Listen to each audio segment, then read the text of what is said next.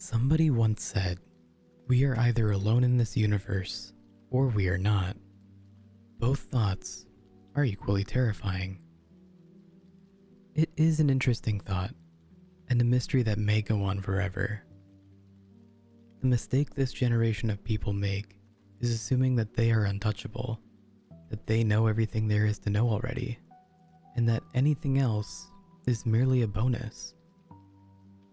Let me tell you, there is one almighty assumption that people make, a mistake that has been made for thousands of years, a secret which will continue to haunt the human race until the end of time.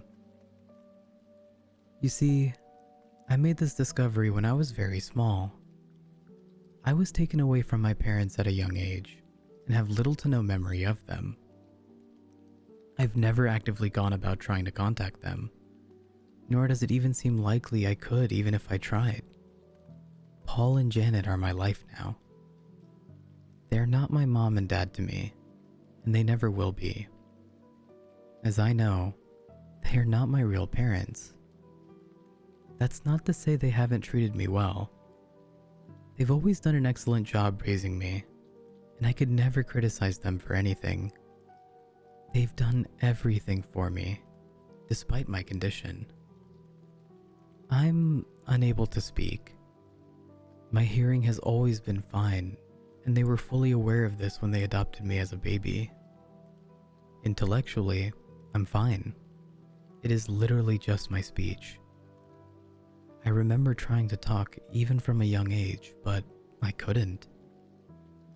The frustration of understanding more and more words as I got older and wanting to speak them and just not being able to formulate them in my mouth crushed me. But I got used to it. It no longer bothers me in the slightest. In fact, it is my greatest strength. Paul came home from work recently, while Janet was out. I came from my room to greet him, and I got the usual hug. I'm 14 now, and I don't quite get the same attention as I did when I was little, but it suffices. I don't require the attention that I did. It distracts me from working out what he's really up to. I'd seen him bring in huge stacks of cash over recent weeks, often tens of thousands at a time. At first, I thought they were casino successes, but that just didn't add up. He'd been bringing home a similar sized pile of cash once a week for the previous 2 months or so. He brought this cash home and laid it out on the table each Wednesday night, which just so happens to be when Janet goes out to see her personal trainer. The phone calls too. They seemed off. He would constantly look around to see if anybody was watching, as he gave brief one-word answers. I found it astonishing that he was so clumsy that he would never check to see whether I was about. But due to my condition, I don't think he sees me as a threat, a stance he should not have taken. Yeah, it's done. No, you have nothing to worry about. I left no traces. Yes, it's here in full. It is then when it occurred to me that there has been a sudden surge of disappearances recently. Schoolgirls from around the district disappearing one by one. It was constant news, but nothing you would ever even dream of linking to your own family. Why would you? Why would they ever do something so sinister? These meetings kept happening every Wednesday night, but the phone calls stopped. The conversations only ever happened in person now. They must have known they were at risk of being traced, and knew that just talking face to face would eliminate a huge amount of risk. I saw Paul's internet searches. I knew he was planning on leaving Janet and me, yet still, whenever I entered the room, he still seemed eerily unaffected by my presence, almost as if I was incapable of handing him in. That's where he went wrong. I overheard him speaking to this mystery man one Wednesday night about meeting in the woods the following morning. I knew a girl would be taken, and I knew that this girl was probably just lying in bed, blissfully unaware that her life would change forever in the morning. I knew I had to do something, but I can't speak. I may as well be invisible most of the time, but this is something I knew I had to stop. And so that morning, I followed Paul out of the house a minute or two after he left on foot to head to the woods.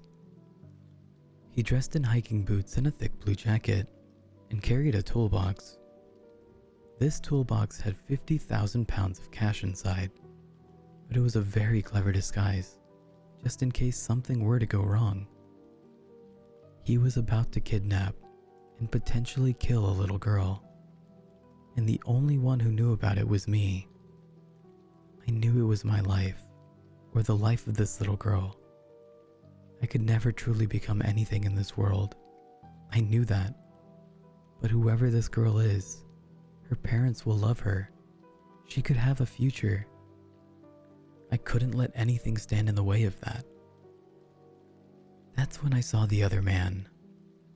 He was holding this little girl, who was no older than 8. She was sobbing uncontrollably, yet Paul's stone-cold expression was motionless. He handed over the toolbox full of cash to this mysterious man, who then in exchange handed the girl to Paul.